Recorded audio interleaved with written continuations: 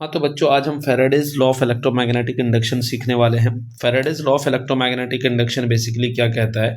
इसका कहना है कि अगर किसी भी कॉइल से मैग्नेटिक फील्ड को अगर हम चेंज कराते हैं, किसी भी कॉइल से अगर हम मैग्नेटिक फील्ड को चेंज कराते हैं, तो मैग्नेटिक फील्ड के चेंज करने की वजह से क्या होता है कि फ्लक्स चेंज हो सकता है, या ज़रूरी नहीं कि मैग्नेटिक फील्ड चेंज हो, बल्कि मैग्नेटिक फ्लक्स अगर किसी भी कॉइल से चेंज होता है तो एक ईएमएफ डेवलप होता है, एक वोल्टेज डेवलप होता है, और अगर वोल्टेज डेवलप होगा तो करंट प्रोड्यूस होगा। ठीक है ना?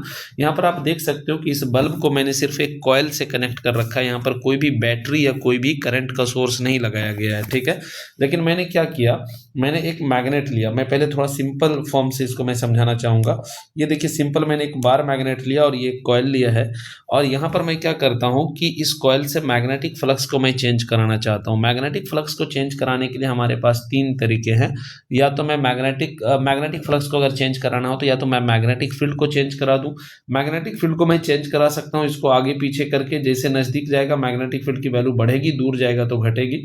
तो मैं बहुत तेज़ी से अगर इसको आगे पीछे करता हूँ तो मैं मैग्नेटिक फील्ड को बहुत तेज़ी से चेंज कर सकता हूँ, और जब मैग्नेटिक फील्ड चेंज होगा तो फ्लक्स चेंज होगा और वोल्टेज डेवलप होगा और करंट प्रोड्यूस होगा, और करंट प्रोड्यूस होगा तो बल्ब हमारा ऑन हो सकता है। ठीक है, अच्छा आप देख सकते हो कि देखिए मैं नज़दीक लेके जाता हूँ लेकिन स्लो लेकर के जाता हूँ तो आपको बहुत ज़्यादा इसमें ब्राइटनेस नहीं दिखाई देगा, बहुत ज़्यादा ब्राइटनेस नहीं देगा अगर मैं इसको बहुत धीरे धीरे लेके जाता हूँ तो। जबकि स्ट्रेंथ तो मैं अब भी बढ़ा रहा हूँ, लेकिन जो यहाँ पर स्ट्रेंथ मैं बढ़ा रहा हूँ वो स्ट्रेंथ अगर मैं तेज़ी से नहीं बढ़ा रहा हूँ, तेज़ी से अगर मैं चेंज नहीं कर रहा हूँ तो आपको बहुत ज़्यादा ब्राइटनेस नहीं दिखाई देगा।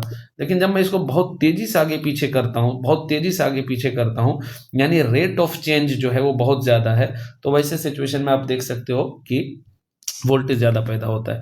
ज़रूरी नहीं कि मैं मैग्नेट को ही चेंज कराऊँ, मैं कॉइल को भी आगे पीछे कर करके, कॉइल को भी आप देख सकते हो कि मैं आगे पीछे अगर करता हूँ तो इससे भी वोल्टेज हमारा चेंज हो जाएगा, क्योंकि बेसिकली हमारा मेन टारगेट होता है कि कॉइल से होकर के मैग्नेटिक फील्ड को चेंज करना होता है। मैग्नेटिक फील्ड चेंज होगा तो फ्लक्स चेंज होगा और ईएमएफ पैदा होगा। ठीक, तो एक तो आपको ये समझ में आ गया होगा। दूसरा ये कि मैं एरिया के लूप, जो लूप है हमारा, लूप के एरिया को भी चेंज करके पैदा कर सकते हैं हम करंट को। जैसे ये मैग्नेट यहाँ रखा हुआ है, मैं यहाँ पर लूप को छोटा बड़ा अगर करता हूँ तो आप देख सकते हो कि लूप को छोटा बड़ा भी अगर मैं करता हूँ बहुत तेज़ी से, तो इससे भी क्या होगा कि बल्ब हमारा ऑन ऑफ हो सकता है, यानी कि बल्ब से होकर के करंट पैदा किया जा सकता है। आप देख सकते हो इस तरीके से। ठीक है ना? सेकंड केस जो हमारा आ जाता है वो ये हो सकता है कि हम क्या करें, हम एंगल को चेंज कर दें, यानी मैग्नेटिक फील्ड और एरिया के बीच में अगर एंगल को चेंज करते हैं तो उससे भी ईएमएफ को पैदा कराया जा सकता है। जैसे कि मैं इसके लिए एक अलग एग्जांपल लेना चाहता हूँ, जैसा कि मैं ये ले लेता हूँ केस।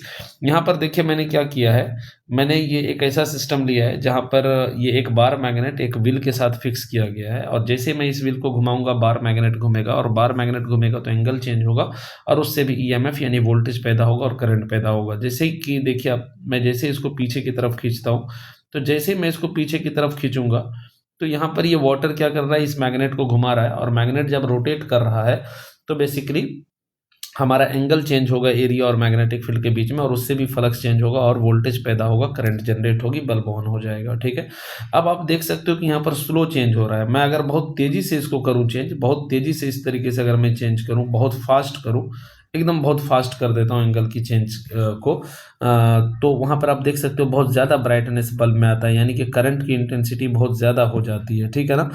आप इस केस का, इस चीज़ का जो हम इस्तेमाल करते हैं जनरली, इस चीज़ का इस्तेमाल किया जाता है जो आप वाटर पावर प्लांट जो होता है जहाँ पर, तो वहाँ पर इसका इस्तेमाल किया जाता है कि हम बड़े बड़े डैम बनाते हैं और उस डैम से ये पानी इस तरीके से इस व्हील पर गिरता है, और ये क्या करता है, एक वहाँ पे टरबाइन लगा होता है, उसको घुमाता है और उसके घूमने से ये मैग्नेट घूमता है, और मैग्नेट का लिंक इस कॉइल के साथ होता है, जिसकी वजह से हमारा एक बहुत हाई करंट जनरेट होता है। ठीक है ना? यानी बेसिकली एक तरह का जनरेटर, एसी जनरेटर के जैसा ये हमारा एक तरह से काम कर रहा है। ठीक है ना? तो आई होप कि आप इस चीज़ को समझ पाए होंगे। हम एक और कुछ एग्जांपल लेना चाहते हैं, जैसे कि आप ये देख सकते हो, यहाँ पर हम क्या कर रहे हैं कि हमने इस कॉइल में एक करंट दे रखा है बैटरी के थ्रू, तो जाहिर सी बात है कि ये जो सोलेनॉइड है, ये सोलेनॉइड एक तरह से क्या करेगा कि अपना एक मैग्नेटिक फील्ड बनाएगा, जो कि आपको बनाता हुआ दिखाई दे रहा होगा। अब मैं इस सोलेनॉइड को मैं अगर आगे पीछे बहुत तेज़ी से करता हूँ तो ये सोलेनॉइड का मैग्नेटिक फील्ड पड़ोस वाली कॉइल के साथ लिंक होता है, जिसकी वजह से उसमें भी हम देख सकते हैं कि इस बल्ब में फिर से करंट प्रोड्यूस होता है और बल्ब हमारा ऑन हो जा रहा है। तो ये हम एक तरह से म्यूचुअल इंडक्शन का जैसा जो कॉन्सेप्ट होता है वो हम कह सकते हैं कि ये हो रहा है, ठीक है ना? और जिस प्रिंसिपल पर बेसिकली हमारा ट्रांसफार्मर काम करता है। तो देखिए करंट मैं इस कॉइल में दे रहा हूँ छोटी वाली में, लेकिन इसकी वजह से क्या हो रहा है कि बड़ी वाली करंट कॉइल में हमारा करंट प्रोड्यूस हो जा रहा है, ठीक है ना? तो आई होप कि आपको ये समझ में आया होगा concept. Thank you so much.